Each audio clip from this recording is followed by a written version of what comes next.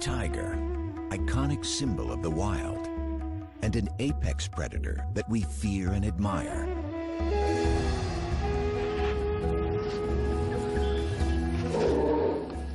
In our imaginations, they roam the jungle. But today, many tigers have never even seen the wild. The vast majority of them spend their lives in captivity. Princess is an American tiger, a distant relative of her wild ancestors. She doesn't even know how to hunt. Most tigers in America aren't found in zoos. They're privately owned. There are more than twice as many of them as the highly endangered wild tiger. This could change if new legislation is passed that would ban the private ownership and breeding of tigers. What are the issues surrounding captive tigers in America? And what does the future hold for their wild cousins? Tigers are one of the world's most popular animals. Everybody loves to see a tiger at the zoo. Even the scientists who work around them are impressed by their majesty. Ron Tilson is the senior conservation advisor at the Minnesota Zoo and a renowned expert on tigers. He spent many years tracking and studying them in the jungles of Asia. My heart beats faster every time I see one. Yeah, there is, it's because everything, they represent everything. They are the icon of Asian wilderness. They are the most powerful cat, the largest cat. They are, in my opinion, one of the most attractive cats. But it's also the fact that essentially we have evolved as a species with the tiger, and the tiger is one of the only animals on Earth that preys and eats people. And when a tiger looks at a human being, I think the tiger sees us for exactly what we are. We are nothing more than a piece of meat.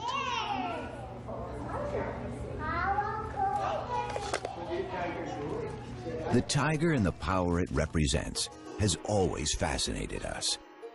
At the beginning of the 20th century, there were 100,000 tigers in the forests of Asia. The first tigers came to America as entertainers. Before zoos and circuses attempted to control their breeding, surplus animals found their way into private hands. Soon, everyone from the rich and famous to companies and sports teams wanted a piece of the big cat. For some Americans, like the character of Tony Montana in the movie Scarface, owning a tiger became a symbol of success.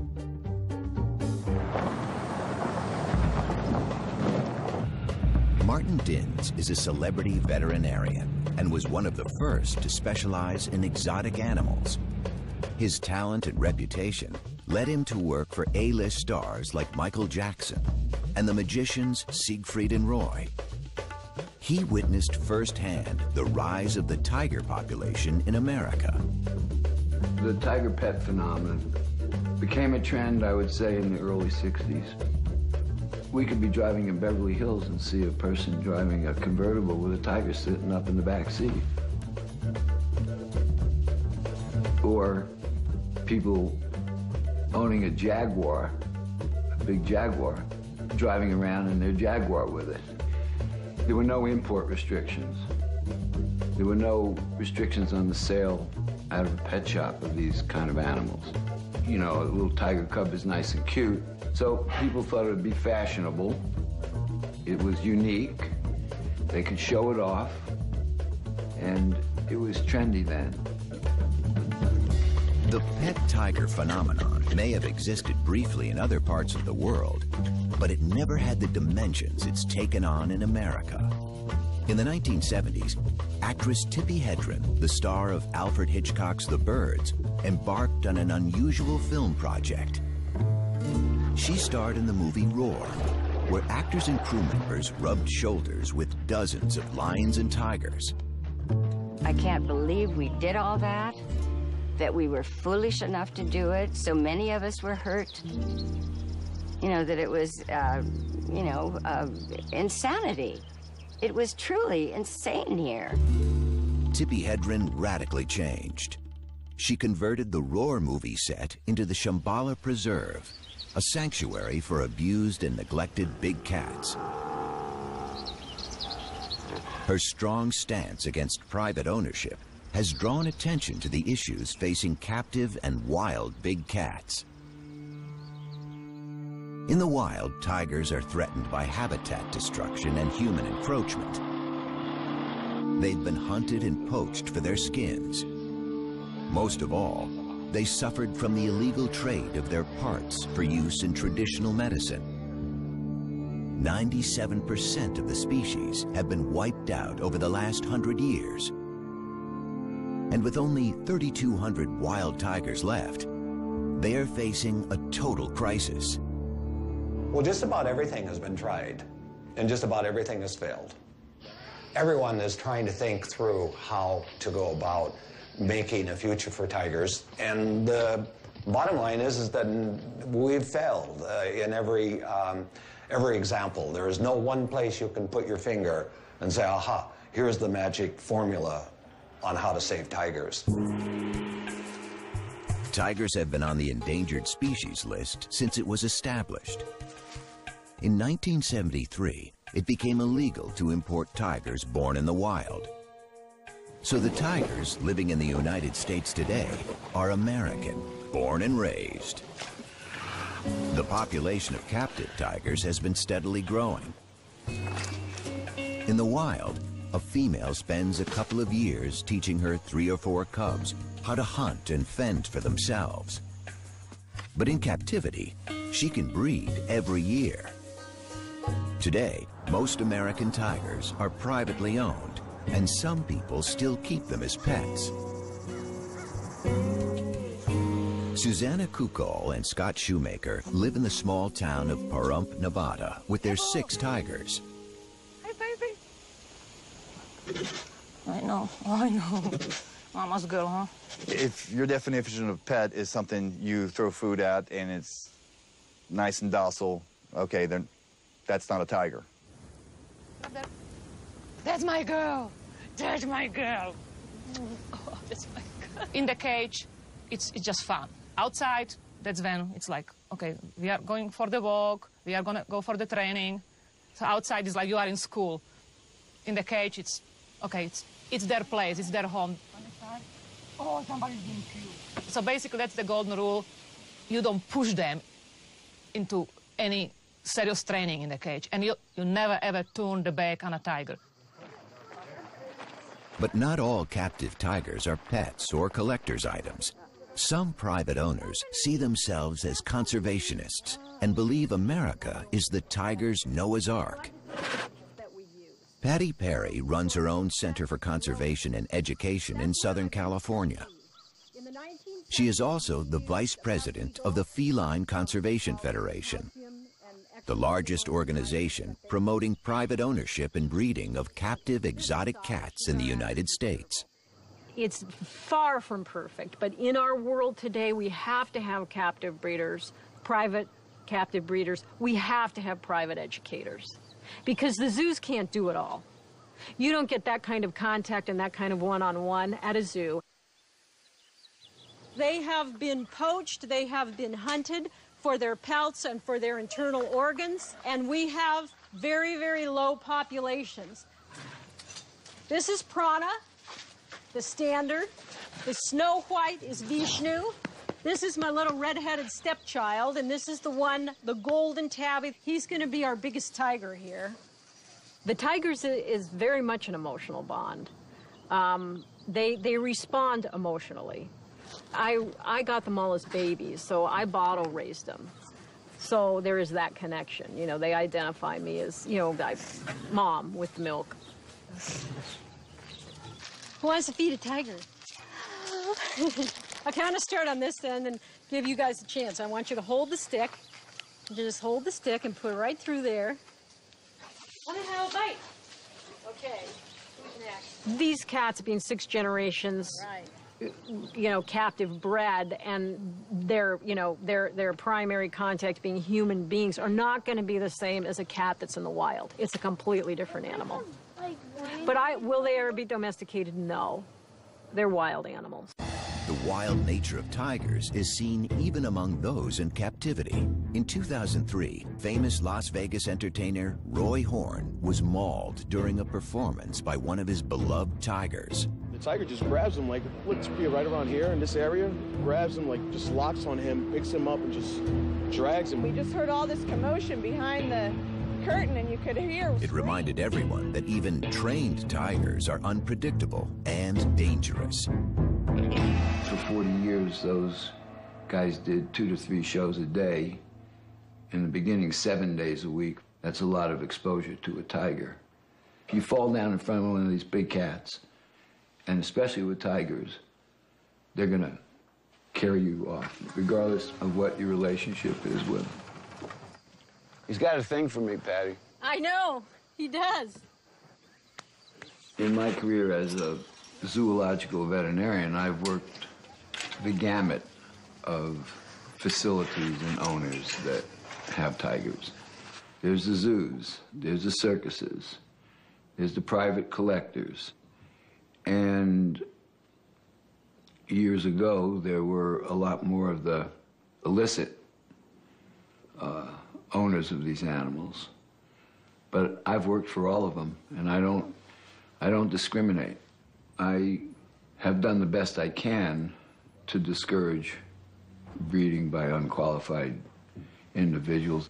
But I took an oath, and is it my business to say, no, I'm not going to treat this tiger because you own it privately? That's on the other side of medicine for me. Lisa Ann Takansnick is an attorney in Washington, D.C. Her organization, the Wildcat Conservation Legal Aid Society, is trying to determine the exact number of privately owned tigers. Hey, I'm calling to follow up with you on the tiger research. You were going to finalize some of the numbers for which state are you still working on? What are we looking at? Alabama? The actual number of tigers in the United States is still a matter of speculation. But the enforcement of laws already in place is problematic. Legislation varies from state to state. At the federal level, the Department of Agriculture and the Department of Interior both enforce different laws affecting tigers. There is no single government body responsible for tiger welfare. Well, we don't really know how many tigers are held captive in the United States. It's a very good question because estimates tend to go all over. Some say there's 5,000 cats in captivity, tigers. Some say there's up to 10. The problem with the numbering system is that the two federal agencies that are there to enforce our Endangered Species Act and the Animal Welfare Act don't know how many tigers are out there, which is very troubling because we need to get a handle on the number of cats. As hard as it is to imagine, big cats can be found everywhere, even on the 5th floor of an apartment building in the heart of New York City, like on an October day in 2003. This police video shows Ming, a full-grown 325-pound tiger, left home alone by its owner in Unit 5E of a Harlem apartment building. If the number and the location of big cats is a source for concern, a larger concern might just be the irresponsible owners. Screening for them remains difficult. In 2005, near the Ronald Reagan Presidential Library in Moore Park, a stunning example of human-tiger conflict occurred. I saw a tiger right there, just real slow, huge. He was about this high up to the fence. Newly retired George Gross was the incident commander at the California Fish and Game Department. For more than 3 weeks, he chased a tiger on the loose in a residential area. He got no help from the cat's owner, and on a February morning, he had a difficult decision to make. Basically, this was like a city living in fear for a month because somewhere there was this large tiger running around in their neighborhood. We didn't see it for quite a while, but we knew it was in here. So when it climbed out, it was like it came out of nowhere. All of a sudden, everybody could see it, and it started walking around quite slowly through the grass. You know, I was within 150 yards of it. First thing I thought was, like, what a majestic animal. This thing's beautiful. But then, you know, I came back in, it's like, but I have this job to do, too. So it started walking towards me, and then it started going up a trail. I sat there and said, I can't have it up here on the soccer field, baseball field, and our opportunity to take a shot really diminishes. So that's when I gave the order for people with rifles to, if they had a clean shot, to take the shot. The male tiger, weighing as much as 600 pounds, was taken from the hills near the Ronald Reagan Presidential Library by wildlife officials who say they had no choice but to kill it. I've always felt that I, unfortunately, made the right decision. And, you know, to be honest, is the first thing I did was pat him and say I was sorry. Because I knew I didn't want to kill him. George Gross was not the last law enforcement agent faced with such a decision. There was an even more dramatic incident on October 18, 2011, when there was a massive release of wild animals in Zanesville, Ohio. The owner of a private zoo threw open the gates of his facility before committing suicide. This time, it wasn't one tiger, but 18 on the loose. They were all killed by the authorities along with lions, bears, and monkeys. It probably will come to another tragedy before certain laws are either enforced like they should be, or new laws are going to have to be implemented. To have multiple situations happen because we're not moving on these issues is very tragic, and it's very sad, not only for the individuals, but the cats that are involved, because most of the time those cats are shot on site. I'd rather see us be in a proactive mode versus a reactive mode. Is it time to ban the private ownership of tigers and other exotic animals?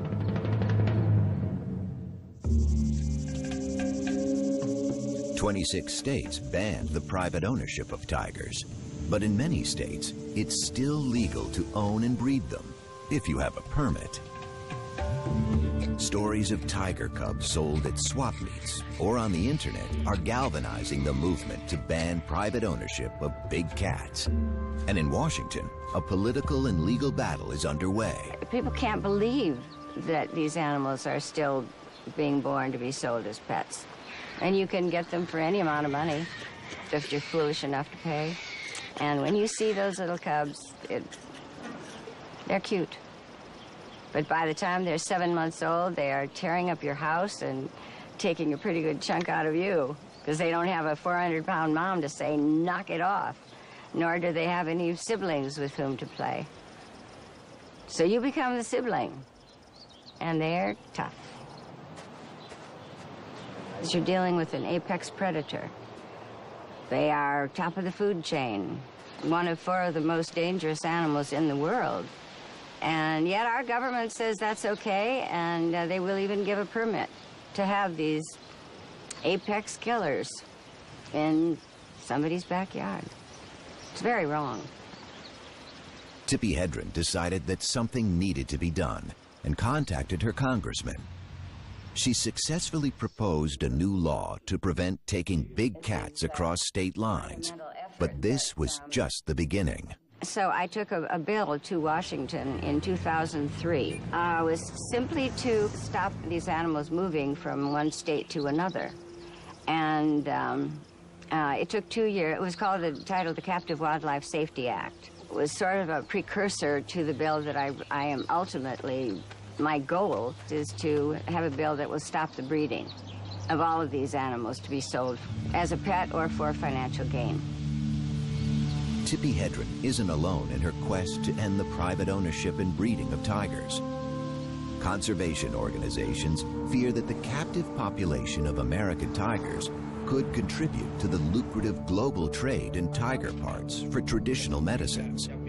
For now, tiger farms in China and poaching are the main source of parts. To have a state law, and we have 50 states, banning breeding of tigers in captivity would be too problematic. And it's easier to make it a federal regulation. Then we don't have 50 different laws that could have as many different exemptions, so it's easier to do it at the federal level. The private ban is really focused on going after the individuals or these backyard breeders that are sort of out of the radar. Many private owners who have all their permits believe they have every right to keep tigers. Well, the possibility of a federal ban would be a nightmare. There are more and more and more restrictions all the time. All the time. More and more regulations and more restrictions. You have to, again, you have to be organized. You have to have lobbyists. You have to present your side of it to the right people. It's a political thing. It's a money thing. The organizations pushing for the ban are also concerned about tiger welfare. Even federal agencies have set very low standards of care. A 3x3 meter cage is the minimum requirement. Tammy Tees manages the Wildcat Sanctuary in Minnesota. She has heard countless stories of abused animals and careless owners. Most of the animals, including the tigers at the sanctuary, come from people who think a tiger would make a good pet. We hear all the stories. It got aggressive. It turned on me. I can't find vet care. I lost my homeowner's insurance. You know, I didn't know it'd get this big. I didn't know it'd eat this much. And we tell people a wild animal is not a pet, and it never should be kept as one. Titan behind me, that tiger was illegally owned and should have been seized under the state law. Had he been seized prior to that, his owner would still be alive today. Stopping people from acquiring and breeding tigers motivates animal rights defenders and conservationists, but private breeders defend their practice by saying that if tigers were to go extinct in the wild, it would be better to have captive tigers than none at all. This view is highly controversial. My question is, if you ban these animals, we can no longer keep and breed them, so they will be extinct in captivity. Now they go extinct in the wild. What have you accomplished? You kill the species.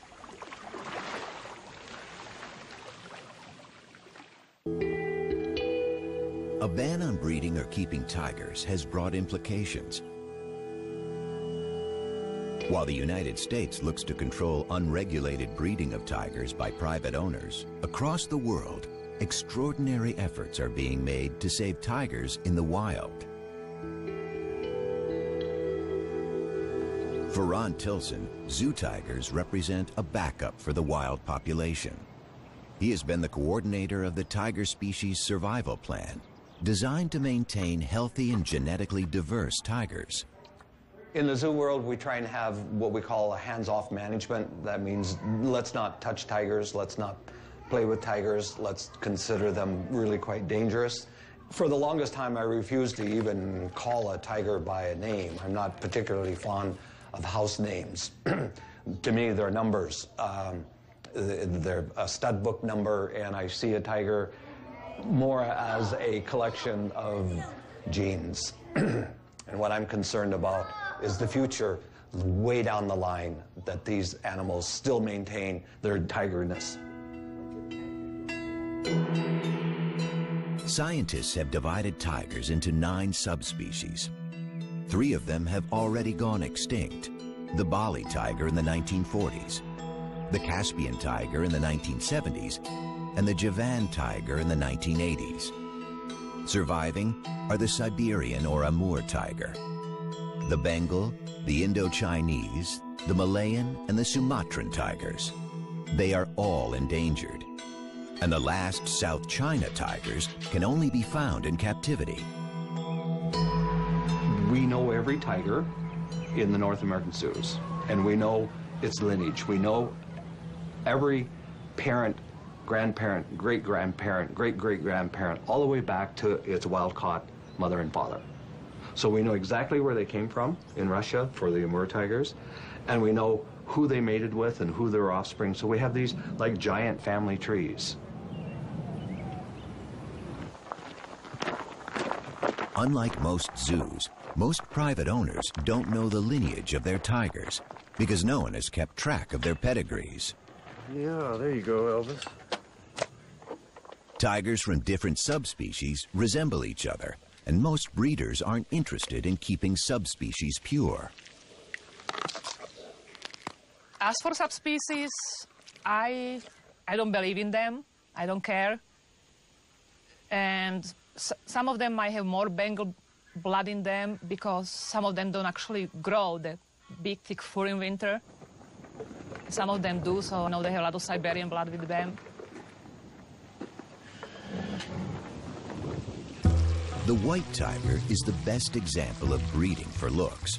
Loved for its striking appearance, it's not a subspecies, but a color morph, the result of a recessive gene that causes 1 in every 10,000 tigers to be born white. White tigers are almost non-existent in the wild, but they are often bred in captivity. This has made them highly inbred and more susceptible to health problems. And that's not the only consequence of private ownership.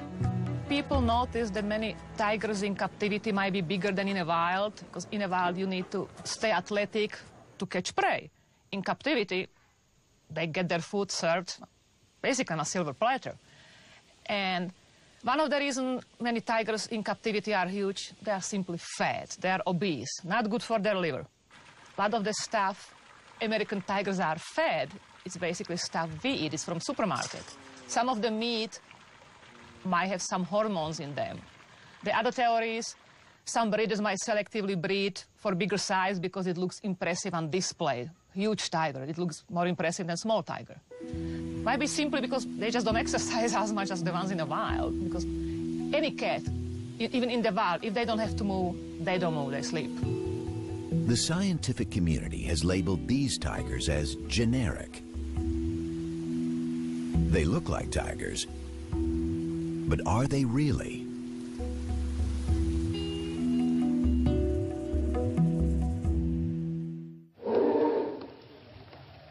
Tigers in the wild are generally solitary and secretive, coming together during the mating season and perhaps to share a kill.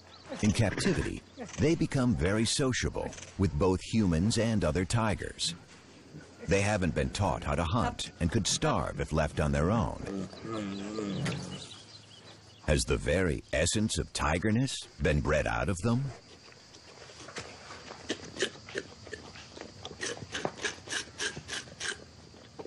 What we do know about subspecies, legitimate subspecies, is that we know what their genetic makeup is according to molecular biology. Okay, it can be defined. And that is why the private ownership tigers, they will never contribute to the conservation of wild tigers, simply because, not because they're not a tiger, because in a sense they are a Panthera tigris. That's the Latin name for what a tiger is. But they've lost their tigerness. They've lost their tigerness, and what we mean by that is they have been inbred and crossbred to the point where no one knows what their lineages are, and everyone knows the more inbreed you have, the greater risks or susceptibility to diseases. You become less fit, and when you become less fit, your ability to survive in the wild becomes negligible. The American tiger is really a junk tiger. It is nothing more than an illusion of a tiger. In 2005, Ron Tilson and Tammy Tees worked together to stop the breeding of tigers in Minnesota. They're concerned about the conditions in which private tigers are kept. So Sabrina is supposed to be a Sumatran Bengal mix, and she's our worst abuse case we've seen. She charged the fence nonstop. Mm-hmm.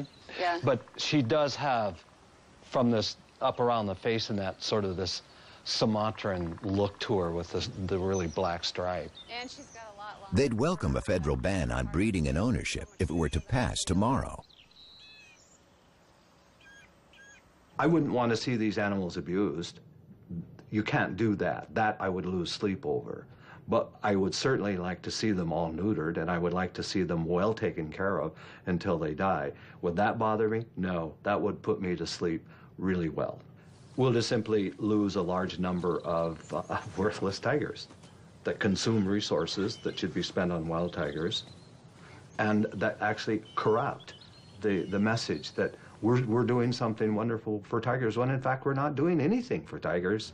Why are we spending all of this time and energy and money in trying to protect the right to own this or even allowing it to happen and putting people at risk. And I keep coming back to these same issues. I don't get it. I don't get why it isn't stopped.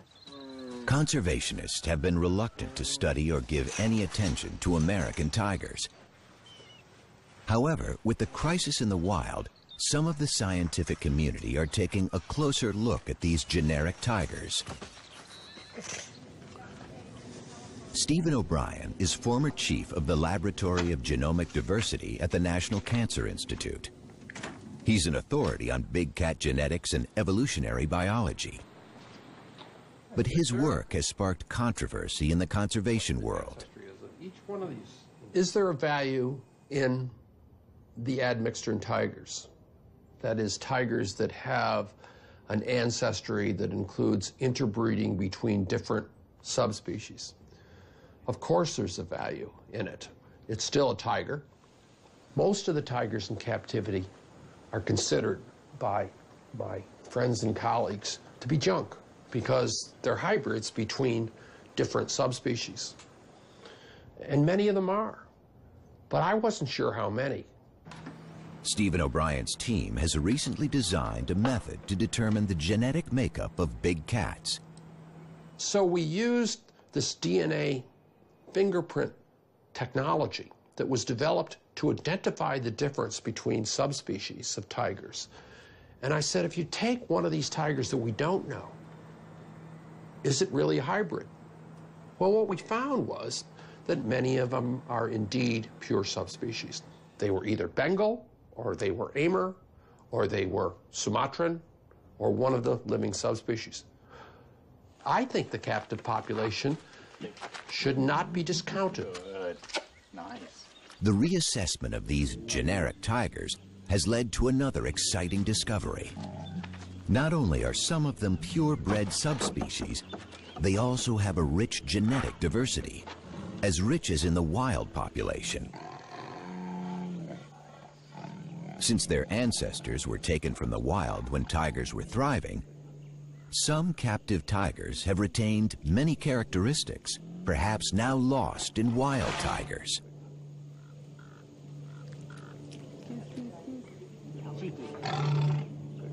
Tiger conservationists have been quick to point out that the sample studied by Stephen O'Brien did not include a significant number of backyard-bred tigers. Still, he believes that each tiger counts. My personal feeling about it is we're backing up a tiger population in the wild that is not doing very well. And to tell you the truth, I'd rather have the animal alive in a few hundred years than simply lose it by exterminating all the captive animals, which is, one solution. Maybe that's not a reasonable thing. I realize not everybody agrees with that, but I really think that, when evolution creates a species as magnificent as the tiger, it only does it once, and if you lose it, it's not going to come back. It seems that some captive tigers could play a role in the survival of the species. But what about privately owned American tigers? Will they be around long enough to be part of the solution? The wild tiger population was almost 10,000 in 1990. 20 years later, there are only about 3,000 animals left, and they are vanishing faster than ever. When I first moved into this office 25 years ago, I had this big concrete wall and I wondered what I wanted to put on it. And it came to me, why don't I have the covers of magazines that are focusing on tiger issues? It starts back here, The New Scientist. Does the tiger have a future? That's what we're talking about right now. Too Late for Tigers in Wildlife Conservation magazine. Doomed, cover of Time magazine. The Last Tigers. Initially, I thought they were very interesting because it gave me a focus. But what happened was that this message just became such a common message. It's a little bit like the sky is falling down, the sky is falling down, and after a while, no one hears you calling. World leaders seem to be finally waking up to the dire future facing wild tigers. In November 2010, an international summit was held in St. Petersburg. The goal was to develop a strategy to save the wild tiger from extinction. Heads of state from the 13 tiger range countries set a target to double the population by 2022 and committed over 230 million euros. But is that enough? The threats facing the Asian big cat are many and serious. In August 2011, the U.S. Fish and Wildlife Service announced that it wanted to reinstate a permitting process to control the breeding of generic tigers. This would severely reduce the number of tigers bred in captivity. But for the proponents of a total ban on private ownership, things aren't moving fast enough on Capitol Hill. Along with private owners, the entertainment industry is lobbying to slow down the legislative process. I am very annoyed that this bill is in the status that it is. It's just up in the air right now because we can't, I am not going to buckle and say it's okay to breed these animals. It's a huge problem. Come on, Ash. Yeah, she's a little fat. She's getting old. You gotta maybe try the 5. But tigers have created jobs and income. They appear in movies. They're still popular in circuses. And there's even an industry that's created a special diet for them. In these days of economic turmoil, a ban that would cost American jobs isn't easy for a politician to support. To be honest, I really don't know what the federal ban will do because like so many of the federal regulations and the state laws, there's going to be exemptions carved out of a federal ban on breeding tigers and other big cats. So the circus industry could be exempt, entertainment could be exempt. It'll be a very long process because there's a lot of money involved. From the professional's standpoint, it's a sensitive issue because they're being regulated out of the business. And, well, from the owner's standpoint, it's a sensitive issue because they're attached to the animal. And they're emotional about it. Only recently, American tigers have come under scientific and legal scrutiny, and their fate raises many questions.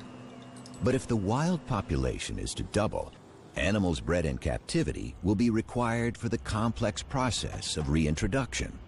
Even though conservationists have every reason to be pessimistic about the future of the tiger, there is still some hope.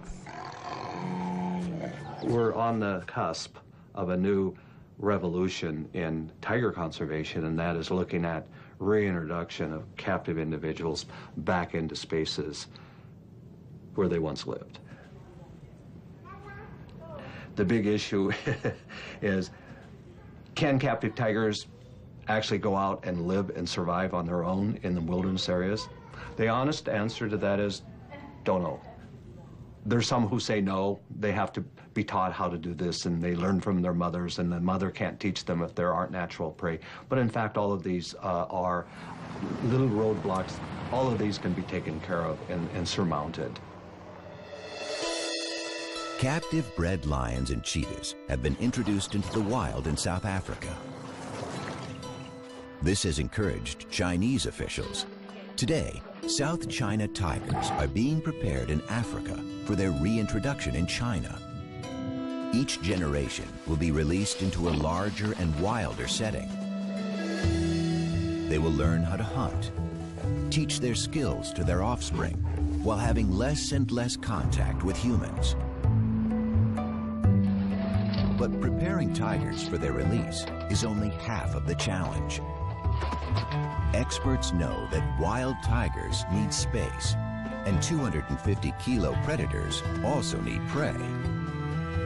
Preserving the ecosystems of tiger range countries is as crucial as preserving the tigers themselves.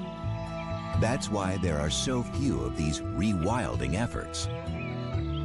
We need some new ideas if we're going to really realize the prediction of the St. Petersburg summit to double tigers in the wild. And one of the possibilities is to be exploring places where we can restore tigers. Central Asia, the former range of the extinct Caspian tiger, is a vast region with a sparse population. Countries like Kazakhstan and Uzbekistan did not participate in the St. Petersburg summit, but they are prime candidates for bold conservation initiatives. It's a habitat area which is very low in human density, which is important for reintroduction of tigers, which has the potential of being homes for tigers from different parts of the world. There are conservationists in these areas that I think, in fact I know, would be very interested in hosting tiger reconstitution or reintroduction in those regions. For these programs to work, more tigers will be needed. The fate of thousands of privately owned tigers is being debated by scientists, lawyers, and politicians. So far, no one has asked for any of these tigers to be shipped overseas. Princess, look at mommy. Princess. There she is. Will the American tiger have the chance to play a role in the future of the species? That has yet to be determined. But perhaps one day, an American-born tiger will be set free to join its wild cousins.